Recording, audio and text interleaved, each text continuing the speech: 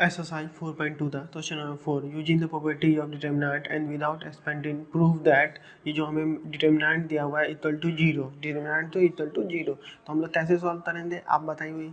अगर हम लोग C3 तो ऐड कर दें C3 प्लस C2 के साथ, इससे क्या फ़ायदा होगा। तो हम लोग यहाँ पे देते हैं तो यहाँ पे कोई भी एलिमेंट नहीं है। आप देखिए कॉलम 1 में कोई भी एलिमेंट नहीं है, लेकिन कॉलम 3 में अगर हम लोग C3 प्लस C2 कर दें तो कॉलम 3 में सब के सब एलिमेंट पहुँच जाएंगे और इसमें कोई भी एलिमेंट नहीं है। तो हमें पता है कि अगर 2 रोज 2 कॉलम्स या फिर 2 रो अगर प्रोपोर्शनल हो तो भी हमारा डिटरमिनेंट इक्वल टू जीरो हो। Are proportional then determinant is equal to zero. कैसे मैं बताता हूँ आपको। अगर आप देखिए हम लोग क्या करें तो यहाँ पे 1 1 1 B C C A B और C3 प्लस C2 करें तो हमारे पास क्या आता है। ये ब्रैकेट में ओपन कर दे रहा हूँ ब्रैकेट, तो A B plus A C plus B C आएगा और दूसरे में क्या आएगा A B plus B C plus C A आएगा, तीसरे में क्या आएगा A B plus B C plus C A आएगा। आएगा या नहीं आएगा, ठीक है। तो दिक्कत कोई कन्फ्यूजन है नहीं, क्लियर है। तो अब आप देखिए कि हम लोग तो क्या करना है। अब ये रो तो आप ये कॉलम तो आप देखिए और ये कॉलम तो आप देखिए, कॉलम 1 और कॉलम 3 तो आप ऑब्जर्व करिए। तो इसमें कोई भी एलिमेंट नहीं है, इसमें कोई भी एलिमेंट नहीं और इसमें सब एलिमेंट प्रेजेंट है। तो हम लोग क्या बोलेंगे C1 and C3 are proportional to each other. इसका ये मतलब हो गया कि या तो दोनों कॉलम्स जो हैं या फिर दोनों रोज जो हैं वो सिमिलर हो, या तो प्रोपोर्शनल हो तो डिटर्मिनेंट इक्वल टू जीरो, या तो दोनों जो है वो तो सिमिलर हो जाए या तो एकदम प्रोपोर्शनल हो जाए, इसमें सब एलिमेंट प्रेजेंट हो जाए और इसमें कोई भी एलिमेंट प्रेजेंट ना हो, तो फिर हम लोग बोलते हैं डिटर्मिनेंट इक्वल टू जीरो। हम लोग ये तो देते ही हैं तो जब सेम हो जाता है तो डिटर्मिनेंट इक्वल टू जीरो हो जाता है। पर अगर प्रोपोर्शनल भी हो जाए, प्रोपोर्शनल कैसे हो जाएगा तो इसमें सब एलिमेंट जितने भी एलिमेंट हो सकते हैं ए बी प्रेजेंट है, बी बी प्रेजेंट है, सी बी प्रेजेंट है, ए बी प्रेजेंट है, बी बी प्रेजेंट है, सी बी प्रेजेंट है, ए बी है, बी बी है, सी बी है, सब है। और इसमें कुछ भी नहीं है, इसमें ए भी नहीं है, बी भी नहीं है, सी भी नहीं है, एकदम प्रोपोर्शनल होता है ना, उस टाइम पे डिटर्मिनेंट इक्वल टू जीरो हो जाएगा। एक्सरसाइज 4.2 था question number 5 using the property of determinant and without expanding prove करना है हमें। तो ये जो डिटर्मिनेंट है इक्वल टू 2 इंटू ये वाला डिटर्मिनेंट, ठीक है। कैसे प्रूव करेंगे, पहले एक्सपेंड कर देंगे क्योंकि हम लोग सब तो एक्सपेंड नहीं कर सकते, पर अगर हम लोग कॉलम जो हमारा है हमारा अगर या तो कॉलम तो एक्सपेंड कर दे तो एक कॉलम तो या तो एक रो तो एक्सपेंड कर दे, तो हम लोग रो 3 तो एक्सपेंड कर देते हैं, रो 3 तो एक्सपेंड कर देते हैं। कैसे एक्सपेंड करेंगे वो आप देखिए, B plus C Q plus R Y plus Z C plus A R plus B Z plus S, यहाँ पे सिर्फ ए आ जाएगा, यहाँ पे सिर्फ पी और यहाँ पे सिर्फ एस, प्लस इस साइड देखिए B plus C Q plus R Y plus Z C plus A R plus P Z plus S, और यहाँ पे ए आ गया था तो यहाँ पे अब आएगा बी, यहाँ पे पी आ गया था अब यहाँ पे आएगा क्यू, और यहाँ पे एस आ गया था अब यहाँ पे आएगा वाई, ये हमारे पास आएगा, क्लियर है। तो अब नाम दे देते हैं, इसे हम लोग नाम दे देते हैं डेल्टा, और तो फिर ये हो जाएगा डेल्टा इक्वल टू ये हमारा डेल्टा 1 और ये हमारा डेल्टा 2 हम लोग दे दिए। अब पहले हम लोग डेल्टा 1 तो सॉल्व करते हैं। डेल्टा 1 हमारे पास क्या है, B plus C Q plus R Y plus Z C plus A R plus P Z plus S A P S, इसे पहले हम लोग सॉल्व करते हैं। तो कैसे सॉल्व करें, कुछ दिख रहा है आपको कैसे इसको सॉल्व किया जाएगा। अगर हम लोग रो 2 में चेंज लाए, रो 2 में से अगर हम लोग ऐसे करते हैं row 2 equal to row 2 minus row 3, तो देखिए रो 2 में था सी प्लस ए और माइनस रो 3 थी या रो 3 में था ए, तो रो 2 में था सी प्लस ए और रो 3 में था ए, तो माइनस साइन के साथ, तो ये कैंसिल हो जाए तो सिर्फ एक एलिमेंट बच जाएगा। तो सेम ऐसे ही यहाँ पे भी पी आर प्लस पी और यहाँ पे minus P Z plus S minus A, तो एक एलिमेंट बच जाएगा। तो ये हम लोग कर सकते हैं, तो चलिए ये करते हैं। क्या ये परफॉर्म कर रहे हैं हम लोग, रो 2 माइनस रो 3 हम लोग परफॉर्म कर रहे हैं। तो यहाँ आप देखिए क्या आएगा, B plus C Q plus R Y plus Z, row 1 में तो ही चेंज नहीं होता, रो 2 में चेंज होगा और रो 3 में भी तो ही चेंज नहीं होगा, सिर्फ रो 2 में चेंज होगा। तो सी आ जाएगा यहाँ पे, यहाँ पे आ जाएगा आर, यहाँ पे आ जाएगा जेड, और ये ए पी एस ऐसा था ऐसा ही रहेगा। अब और इसको चेंज कर सकते हैं क्या, अब √1 में भी ऐसे ही कर देते हैं। अब देखिए इसके बाद यहाँ आप देखिए रो वन इक्वल टू रो1 माइनस रो2, फिर वही हो जाएगा। यहाँ पे थे बी प्लस सी तो बी प्लस सी, और माइनस आर रो2 तो माइनस सी, सी कैंसिल, सिर्फ बी बचेगा। सेम ऐसे ही R plus Q plus R, और यहाँ पे minus row two minus R, R cancel तो सिर्फ क्यू बचेगा। तो ऐसे ही हम लोग करते हैं। देखिए आप, तो इसे यहाँ लिख देता हूँ मैं। तो अब रो1 में चेंज हो रहा है, अब बाकी सब ऐसा था ऐसा ही रहेगा। तो बी यहाँ पे क्या आ जाएगा Q, और यहाँ पे क्या आ जाएगा Z। जब हम लोग रो1 माइनस रो2 परफॉर्म करेंगे तो फिर CARPZS ये हमारे पास आ जाएगा।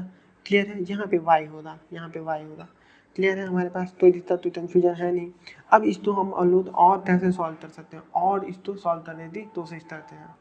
तो अब आप ऑब्जर्व करिए, हमें इक्वल टू प्रूव करना है इससे एपीएस जो है वो रो1 पे होना चाहिए, और यहाँ पे एपीएस जो है वो रो3 पे है। तो हम लोग रो3 तो रो1 के साथ इंटरचेंज कर दें, हो जाएगा। फिर दूसरा यहाँ पे ए आर जेड जो है, ए आर जेड ये यहाँ पे रो3 पे है, ठीक है। और यहाँ पे हमारा ए आर जेड जो है वो रो2 पे है, और यहाँ पे ए आर जेड जो है वो रो3 पे है। तो हम लोग क्या करते हैं, रो2 तो रो3 के साथ इंटरचेंज करते हैं, तो फिर हमारे पास हूबहू ये जो हमारा RHS में जो हमें डिटरमिनेंट चाहिए वैसा ही आ जाएगा। तो अब देखिए हम लोग इंटरचेंज करते हैं तो हमारे पास क्या आ जाएगा, इंटरचेंज करेंगे तो हमारे पास क्या आएगा आप बताओ। एक बार तो हम लोग रो3 तो रो1 में इंटरचेंज कर रहे हैं, एक बार रो2 तो रो3 में, मतलब 2 -1 तक यहाँ पे आएगा, -1 का स्क्वायर, तो 2 बार चेंज हो रहा है, 2 बार चेंज हो रहा तो -1 का स्क्वायर आएगा। तो 2 बार -1 इंटू -1 तो -1 का स्क्वायर 2 बार आएगा। फिर अब चेंज करते एलिमेंट हमारे पास क्या आएगा APS BQY CRZ। और आप ये देखिए ये जो डिटर्मिनेंट है और ये जो डिटर्मिनेंट है सेम है, APS BQY CRZ सेम आया हमारे पास। तो ये कन्फ्यूजन है नहीं, बस -1 का स्क्वायर आया, तो -1 का स्क्वायर भी क्या हो जाएगा 1 ही हो जाएगा ना, क्योंकि -1 का स्क्वायर है। तो इसको हम लोग अभी फिलहाल के लिए 1 मान लेते हैं, इसको बाद में यूज करेंगे, बाद में इसका यूज करेगा। अभी हम लोग Δ1 तो ये तो हमारा Δ1 था, अब Δ2 तो भी हम लोग सॉल्व करते हैं और फिर दोनों तो मर्ज करेंगे, ठीक है। तो अभी हम लोग Δ2 तो आप सॉल्व करते हैं। तो हमारा Δ2 क्या था, ये हमारे पास Δ2 था B plus C Q plus R Y plus Z C plus A R plus P Z plus S B Q Y, ये हमारे पास था Δ2। अब इसको हम लोग कैसे सॉल्व करें, तो यहाँ पे थे बी प्लस सी है और यहाँ पे बी है, तो बी प्लस सी माइनस बी कर देंगे तो सिर्फ एक एलिमेंट बचेगा। तो मतलब क्या हुआ, रो1 माइनस रो3, अगर ये एलिमेंट ये हम लोग ट्रांसफॉर्म परफॉर्म कर दें तो हमारे पास क्या बचेगा, फिर आप देखिए सिर्फ एक ही एलिमेंट बचेगा। रो1 में चेंज होगा, बाकी सब ऐसा था ऐसा रहेगा। तो बी प्लस सी बचेगा और माइनस रो3 तो माइनस बी कैंसिल, सिर्फ सी बचेगा। तो वही हम लोग यहाँ पे करेंगे। आप देखिए क्या आएगा, तो रो1 में देखिए, रो1 में आएगा हमारे पास सी, फिर Q plus R minus Q, तो यहाँ पे आर जेड। उसके बाद रो2 जो है वो ऐसा ही रहेगा जैसा था, रो2 में तो ही चेंज नहीं आएगा, रो3 में भी तो ही चेंज नहीं आएगा अभी। अब हम लोग इसको और कैसे सिंप्लीफाई, देखिए यहाँ पे भी सी प्लस ए है और यहाँ पे सी है, तो अगर हम इसको सब्ट्रैक्ट कर दें तो सी कैंसिल आउट हो जाएगा। जैसे कि आप देखिए रो2 में चेंज हो रहा, तो रो2 माइनस रो1 कर दें। अगर हम लोग रो2 माइनस रो1 कर दें तो रो2 हमारे पास मान लीजिए सी प्लस ए है और माइनस रो1 हमारे पास सी है, तो सी कैंसिल, सिर्फ ए बचेगा। तो इससे क्या होगा, फिर से एथ एलिमेंट ही आएगा, तो एथ एलिमेंट फिर से आ जाएगा। तो अब ये सब हम लोग एक ही एलिमेंट क्यों लाने का कोशिश कर रहे हैं, 3 एलिमेंट क्यों नहीं लाएगा, क्योंकि हमारे पास जो फाइनल रिजल्ट है उसमें एक ही एलिमेंट है। RHS साइड जो एक ही एलिमेंट है डिटरमिनेंट दिया है उसमें सिर्फ एक ही एलिमेंट है, इसलिए हम लोग यहाँ पे भी कोशिश कर रहे हैं तो सिर्फ एक ही एलिमेंट आए।